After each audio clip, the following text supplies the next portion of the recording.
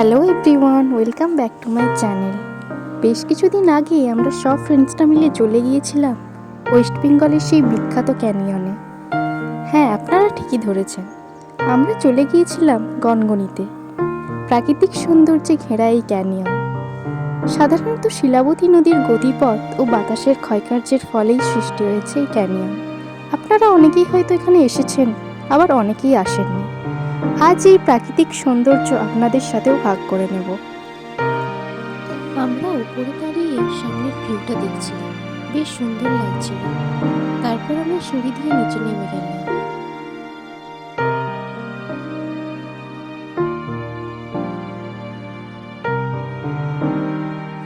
সামনের এই উপত্যকাগুলো দেখেছেন কতটা খাড়ায়। আপনারা যখন এখানে আসবেন খুব সাবধানে পা ফেলে নিচের দিকে নামতে হবে। তারপর আমরা এখানে বেশ কিছু ফটো নিয়েছিলাম। আমরা উপরে উঠে এসে নিচে শিলাবতী নদীকে দেখছিলাম, যে বয়ে চলেছে নিচের পথে নিচের গতিবেগে।